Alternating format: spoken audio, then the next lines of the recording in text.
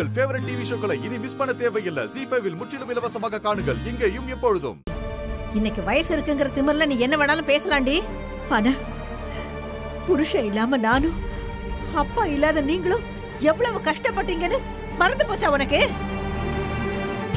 இத பாரு ராதிகா, ஒரு ஆணோட துணை இல்லாம ஒரு பொண்ணால தாராளமா வாழ்ந்து காட்ட முடியுமா? அவ்வளவு ஏன் பிள்ளைங்களை கூட நல்லாவே பாத்துக்க முடியுமா? அவங்க எல்லாருக்குமே நல்ல ஒரு எதிர்காலத்தை கூட அமைச்சு கொடுக்க முடியும். எல்லாமே சரிதாமா.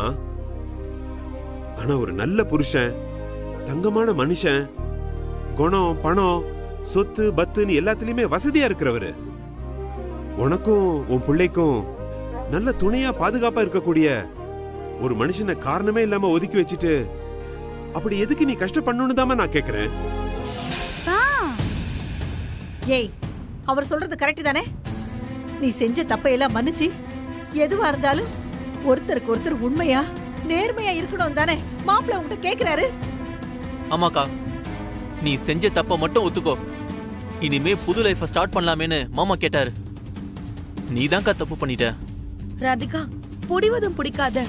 நீ எவ்வளவு தப்பு செஞ்சாலும் உன்னை விட்டு கொடுக்காம இருக்கிற ஒருத்தர் கிடைக்கிறது ரொம்ப கஷ்டம்டி.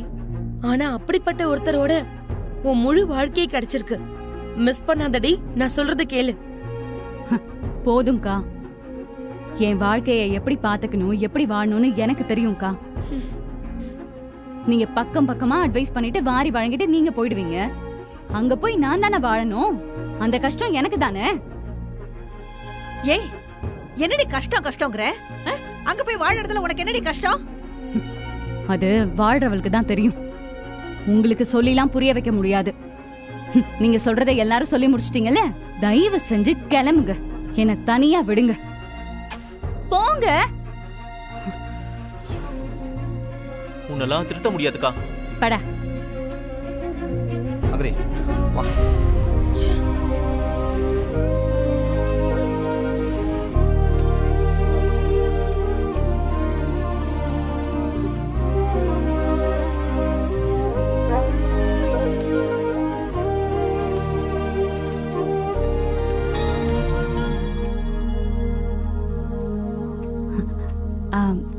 மாமா.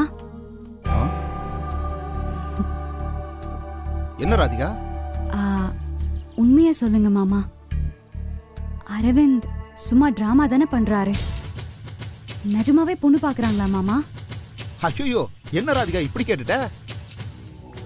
சகலையோட அக்கா இருக்கால்ல? யாரு? அந்த நிஷாவா? அவளேதாமா. அவதான் சகலைக்கு பொண்ணு பார்த்தே ஆகணும்னு பாத்துக்கிட்டு இருக்கா. அதுவும் ஒண்ணு கூட உள்ளூர் பொண்ணு இல்லையா, எல்லாமே அமெரிக்கா இறக்குமதியா. மல்டி மில்லியனர் பொண்ணுங்க. வரதட்சணை கூட டாலர்ல தான் வாங்க போறாங்களா.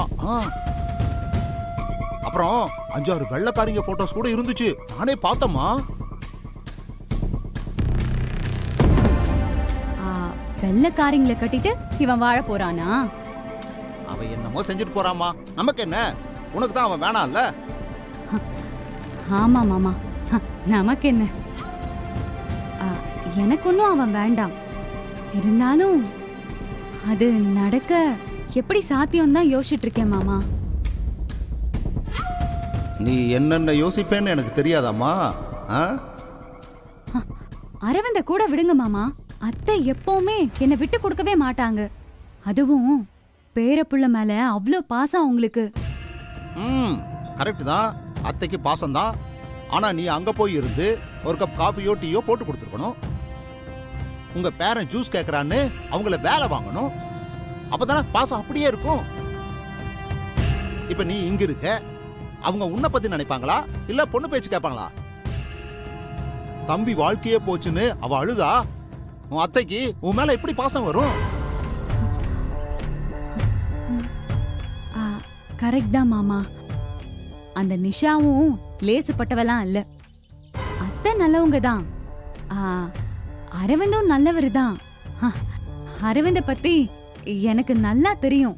இன்னொரு கல்யாணம்லாம் சான்ஸே இல்ல மாமா. அத விடுமா. அவ ரேஞ்சுக்கு ஒரு வெள்ளக்காரி கிடைச்சா உன் ரேஞ்சுக்கு ஒரு வெள்ளக்காரனை நான் கொண்டு வந்து இறக்குறேன். நாம என்ன குறைஞ்சு போயிட்டோமா என்ன?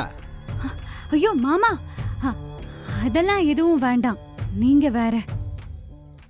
நீ சும்மா இரு ராதிகா, உனக்கு ஒண்ணுமே தெரியாது.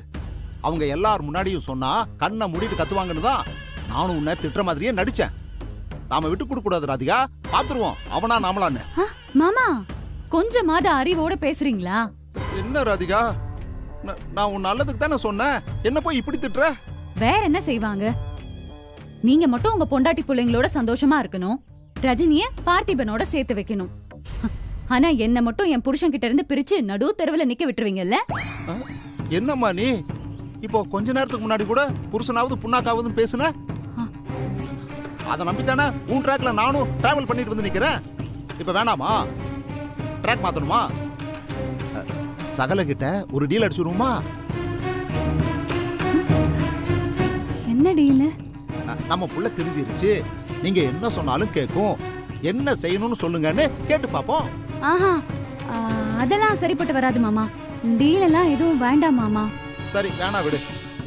அவன் வெள்ளக்காரிய கல்யாணம் பண்ணிக்கிட்டு பிரெட் ஆம்லெட் சாப்பிட்டுட்டு சந்தோஷமா இருக்கட்டும். ஐயோ மாமா, என்ன மாமா? அவர் வீட்ல ஏதாவது பொண்ணுகின்னு பார்த்து பிக்ஸ் ஆகுற மாதிரி இருந்தா நீங்க என்கிட்ட தகவல் சொல்லணும். அது எப்படிமா முடியும்? நான் தான் இப்ப கோர்ட்டுக்கு இந்த பக்கம் நிக்கிறேனே. அவங்க என்ன சேர்த்துக்க மாட்டாங்கம்மா. நான் உங்ககிட்ட பேசுறதே இல்ல. மாமா அப்படிலாம் இருக்காதீங்க மாமா. அப்பப்போ பேசுங்க. யாரையும் அப்படி முறிச்சிட்டு வந்துடக்கூடாது. அவங்க என்ன பண்றாங்கன்னு நமக்கு எப்படி தெரியும்? ஐயோ, உங்க அக்காவுக்கு தெரிஞ்சா என்ன கொன்னே போட்டுருவாமா. அக்காவுக்கு தெரியாம பேசுங்க. அந்த டீம் கூட எப்பவுமே ஒரு டீல் வச்சுக்கோங்க.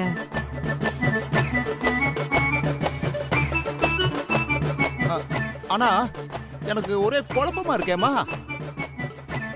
இப்ப நீ அரவிந்த் வேணும்னு சொல்றியா இல்ல வேணான்னு சொல்றியா? அதெல்லாம் நான் முடிவு பண்ணிக்கிறேன். நீங்க அவரை கரெக்டா ஃபாலோ பண்ணி அப்பப்போ எனக்கு அப்டேட் மட்டும் கொடுங்க. இந்த மாமாட்ட சொல்லிட்டல்ல, கவலையை விடு, ஜமாய்ச்சிருவோம். ஜீ5 ஆப்பை டவுன்லோட் செய்து அனைத்து எபிசோடுகளையும் இலவசமாக பாருங்க.